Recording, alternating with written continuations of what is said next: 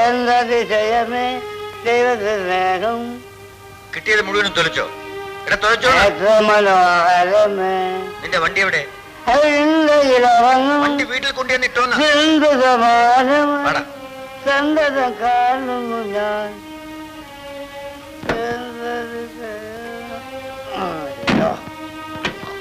ആ പെണ്ണിന്റെ വിധി.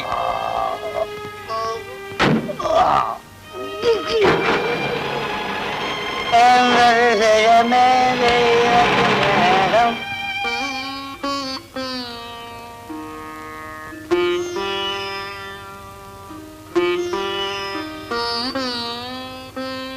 അത് ചിന്തയിലടങ്ങും ബന്ധുസമാനമായി സന്തതം കാണുന്നു ഞാൻ.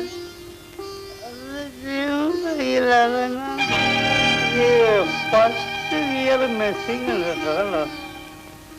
കാറ് പുറത്തു കണ്ടില്ല.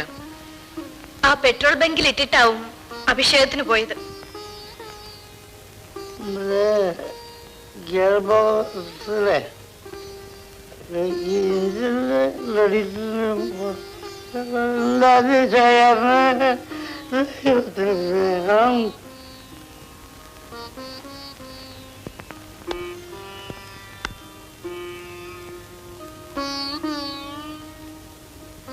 പോക്കറ്റിൽ രൂപയൊന്നും ഇല്ലായിരുന്നു. എങ്ങനെ കാണാനാ? ഉള്ളത് മുഴുവനും ആ ചാരായ ഷാപ്പിൽ കൊടുത്ത് 10 രൂപ കടവും പറഞ്ഞു കാണും. ബോധം തെളിഞ്ഞാൽ ആണയിട്ട് പറയും ഇനിയും കുടിക്കില്ലാന്ന്. ഇച്ചിരി ഇല്ലാത്ത കൊച്ചു കുഞ്ഞിനെ കൊണ്ടുപോലും 1000 തവണ കള്ളയാണയിടും. ഗ്രേസി വിഷമിക്കണ്ട, എല്ലാം നേരെയാവും. നേരെയാവും. ഞാൻ ചത്തു കഴിഞ്ഞു.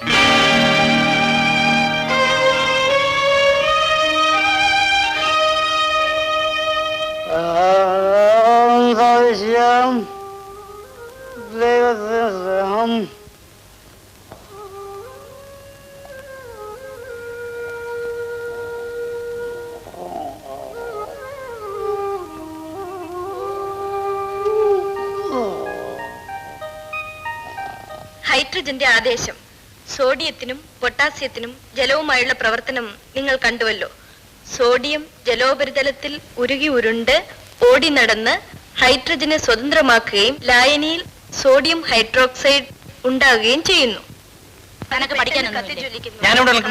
ഇപ്പോൾ സോഡിയം അവൻ വന്ന് 4 പറ്റ് വാരി തിന്നുന്നത് വരെ അതും ഇതും പറഞ്ഞോണ്ട് ചെന്നേക്കരുത്. എന്റെ വിധം മാറും പറഞ്ഞേക്കാം. എന്റെ കാര്യം പിന്നെ എനിക്ക് പറയണ്ടേ? ഇതിന്റെ ഒരു കാര്യം, നിനക്ക് മാത്രമേ ഉള്ളല്ലോ ആവശ്യങ്ങളൊക്കെ. ഇങ്ങനൊരു തൻകാര്യക്കാരൻ മൂത്തവനായി പോയത് കൊണ്ട് അവൻ തന്നെ ചുമടൊക്കെ ചുമക്കണമെന്ന് നിയമമൊന്നുമില്ല. ഈ ലോഹങ്ങൾ മണ്ണെണ്ണയിലോ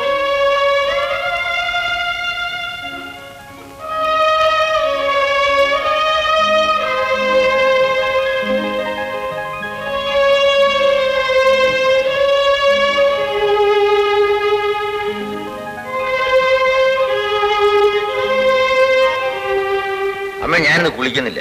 ഭയങ്കര ജലദോഷം. ചോറ് വിളമ്പിക്ക്, നല്ല വിശപ്പ്.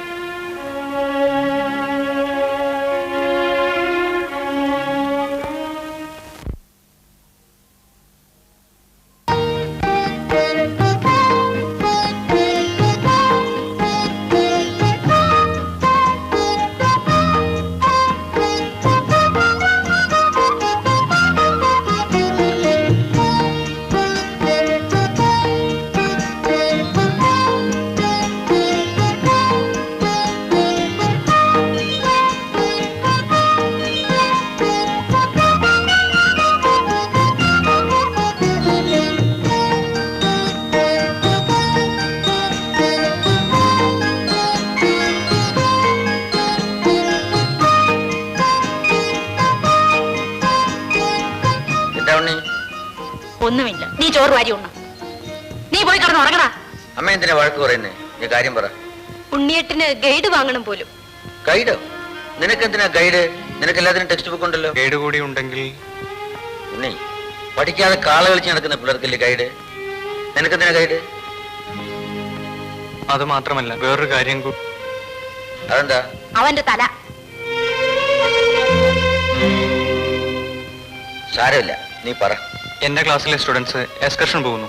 നോർത്ത് ഇന്ത്യയിലേക്കാ. ആഗ്രയിലും ഡൽഹിയിലും ഒക്കെ പോകുന്നു. എത്ര രൂപയാവും? 200 രൂപ മതി. മതിയോ? വളരെ ചെറിയ തുക. പോയില്ലെങ്കിൽ തവിക്കണോണ്ട് ഞാനൊരു കുത്തു വെച്ച് തരും. നാണമില്ലാത്തവൻ. ഗൈഡ് വാങ്ങിക്കാം, നീ എക്സ്കർഷന് പോണ്ട. പോയില്ലെങ്കിൽ മഹാ കുറച്ചില്ല.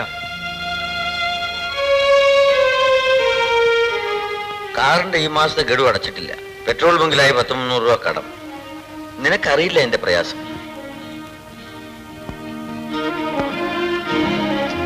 എനിക്ക് വയറ്റിന് നല്ല സുഖം തോന്നുന്നില്ല. നിങ്ങൾ ഊണ് കഴിച്ചോ? അതെങ്ങനാ? 4 പറ്റ് വാരി തിന്നാൻ സമ്മതിക്കുമോ?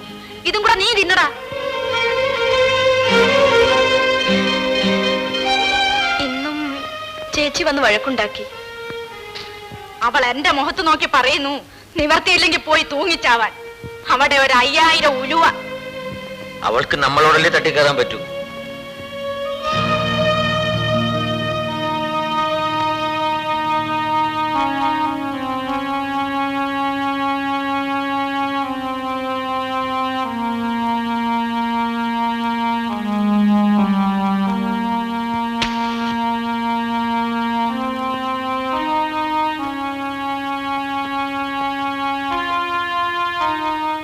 പാലിക്കാൻ നിവർത്തിയില്ലാത്തവരെ തൂങ്ങിച്ചാവണം.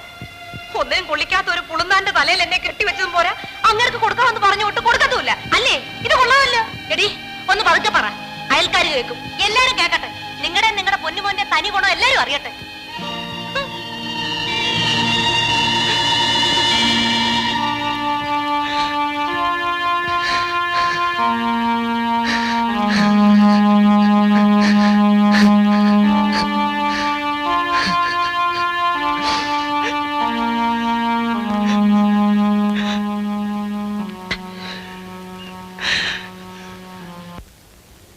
എനിക്ക് അച്ഛനില്ല. എന്റെ മോഹം ഗോപിയേട്ടനല്ലാതെ മറ്റാരോട് ഞാൻ പറയും? നീ വിഷമിക്കാതെ, ഞാൻ എങ്ങനെയെങ്കിലും പണം ഉണ്ടാക്കി തരാം. എനിക്ക് വായി തോന്നിയതൊക്കെ ഞാനങ്ങ് വിളിച്ചു പറഞ്ഞു. എന്നിട്ടെന്താ? നാണം കെട്ടവന്റെ പിൻഭാഗത്തൊരാള് കളിച്ച അതും അവനൊരു തണല്. എന്തരായാലും അവര് നിന്റെ പെറ്റ തള്ളയില്ലേ രായമ്മ? ഒരു മഞ്ഞക്കണ ദോഷം. കൊള്ളിക്കാത്ത മനുഷ്യൻ. നിങ്ങളാ പോയി വഴക്കുണ്ടാക്കേണ്ടത്, അല്ല ഞാനല്ല. രൂപ കിട്ടുമ്പോ മച്ചം പിങ്ങി തരും. ഒളക്കേടെ മൂട്. കാറിന് നല്ല ഓട്ടവാ. ദിവസം 10-200 രൂപ കിട്ടും. 200 രൂപ എവിടെ ഓടി കിട്ടാനാ രായമ്മ? മച്ചമ്പിയുടെ പാട് മച്ചമ്പിക്ക് അറിയാം. ഇല്ല, അതിനകത്തൊരു സാധനം ഉണ്ട്. ഇതെന്തുവാ? ഈ ബാക്കിക്കുറി ടിക്കറ്റുകൾ അങ്ങ് എടുത്ത് വൈ. എല്ലാ സ്റ്റേറ്റുകളിലും കിട്ടി, പഞ്ചാബുകളിൽ മാത്രം കിട്ടിയില്ല. അടുത്ത മാസം കേരളത്തിന്റെ ഓണം ബമ്പർ വരും. നമ്മൾ അടിക്കുകയും ചെയ്യും. ബമ്പർ വെറുതെ കാശ് കളവാൻ.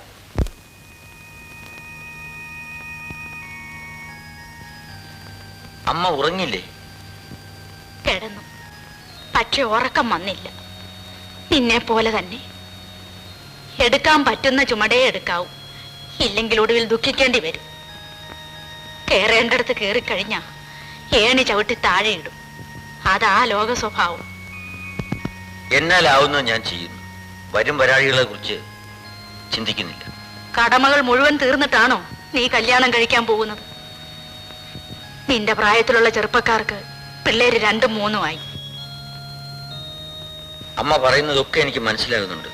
നിന്നെയാ ഞാൻ ആദ്യം പെറ്റത്. നിന്റെ ഒരു കുഞ്ഞിനെ ലാളിച്ചിട്ട് വേണം എനിക്ക് മരിക്കാൻ.